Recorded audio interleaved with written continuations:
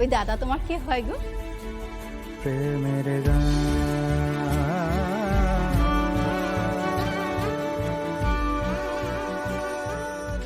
আমার বর। ওমা তাই নাকি? তাই ভাবছি দুজনে সমানে চোখে চোখে কি এত কথা বলছে। একেবারে সাক্ষাৎ হরগৌরী। বাইরের থেকে দেখে পারফেক্ট মনে হলেও সবটা যে পারফেক্ট নয় তা আমি কাকে বোঝাবো? রায়নের মন যে আমার সাথে পারফেক্ট লাই। দিদি, আমরা 3 বছর ধরে হতে দিয়েও যেটা উপায়টা করতে পারিনি, আপনি একদিনে এসে সেটা করে দিলেন। আমরা আপনার কাছে চিরঋণী হয়ে থাকবো দিদি। ওই দেখো, এটা কি শুধু তোমাদের লড়াই লাগে? আমি তো শুরুতেই বলেছিলাম যে এটা আমারও হকের লড়াই। দিদি, তুমি আমাদের জন্য তো অনেক কিছু করলে। আজকে সবাই মিলে আমরা তোমাকে এটা দিলাম, তুমি কিন্তু না করো না। ঠাকুরের কাছে প্রার্থনা করব আমরা সবাই, তোমার শাঁখা সিঁদুর যেন অক্ষয় থাকে।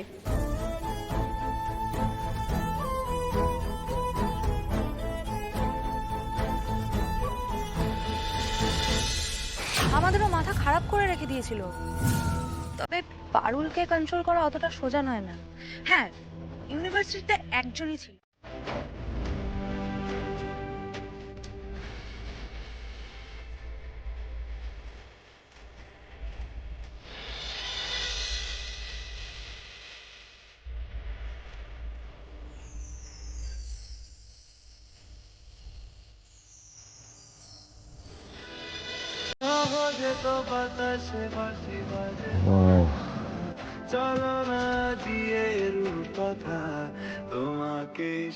বিউটিফুল।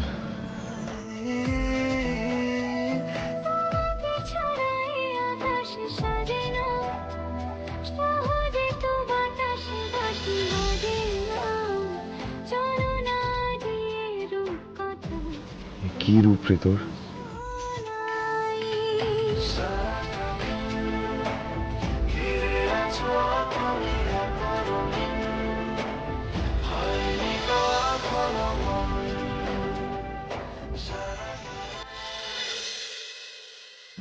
কিরে, ট্রাফিক সিগন্যালের মতো মাথাটা লাল করে সেজেছিস কেন? আলে মুস্কুরালা রে তুই, এসবের মর মতো বুঝবি লাই। এটা হলো ভালোবাসার উপহার রে, মাথায় করে রাখতে হয়। এদিকে তুই আমাকে সহ্য করতে পারিস না, আবার তুই আমার জন্য সিঁদুর পরছিস। বিরাট একেবারে লাটসাই বেশিছে। সিন্ধুটা না তোর লিগে পড়ি লাই রে, আমি বিয়াটাকে সম্মান করি সেই লিগে পড়েছি।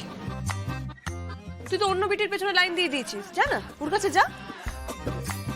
কত কোয়ারি করবার কি দরকার রে তোর? এই তুই বেরো তো আমার ঘর থেকে।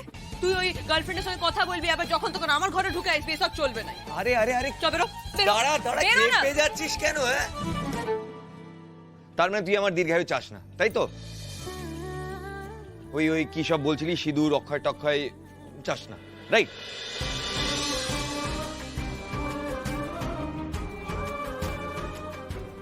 তোকে যে কি করতে ইচ্ছা করছিল রে রায়ন, লজ্জা করে না না বলতে তোর? যার সঙ্গে গেছুস তাকে বল না তোর দীর্ঘায়ু কামনা করতে, আমি কেন? আমায় তো তুই শুধু সংসারেই বেঁধে দিলি রে, কিন্তু ভালোবাসাটা দিলি নাই।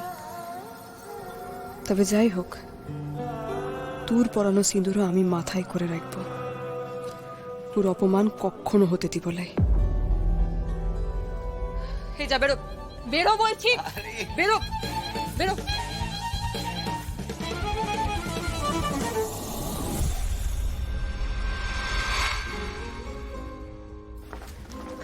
রায়, morning. Yes, morning ma'am. Good morning. Okay, by the way, তুমি যে কালকে আমাকে বললে যে পারুলকে নাকি হসপিটালাইজ করতে হয়েছিল, তো আমি তো শুনলাম ও ফিল্ডে অসাধারণ কাজ করেছে। ও ওয়ার্কার্সদের সাথে কোম্পানির সমস্ত কিছু সেটেলমেন্ট করিয়ে দিয়েছে। তার মানে অফিসে খবর পৌঁছে গেছে? কিন্তু ম্যাম কি লিজেই দিয়েছিল কি এদেরকে খবর? হতেই পারে লিজের কারচুপি ধরা পড়বার আগে ভয়ে ভালো সাজবার লিগে খবরটা দিয়েছে। কিন্তু সিইও ম্যাডাম যেরকম ট্যাস মহিলা, লিজে মুখে লিজের হারের খবর বলতে ওনার ইগো তো লাগবে না? আমার মনে হচ্ছে অন্য কিছু মতলব আছে ওনার। Madam good morning. দেখুন আমরা আপনাকে নিয়ে কথা বলছিলাম আর আপনি চলে এলেন।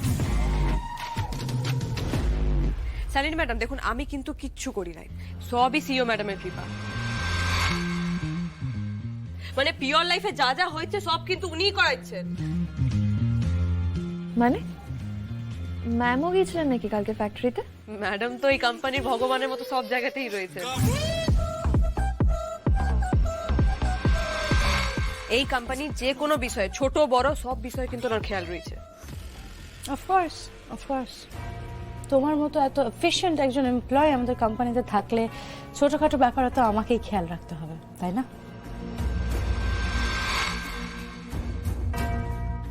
কি ব্যাপার বলো তো, কাল অবধি তো এদের মধ্যে আদায় কাজকলায় সম্পর্ক ছিল, আজকে আবার এই রূপ। কিছু একটা ঘাপলা কেস ফর শিওর, বুঝলি? संजुक्ता या पारुल कोई भी खुल के कुछ क्यों नहीं बता रहे हैं?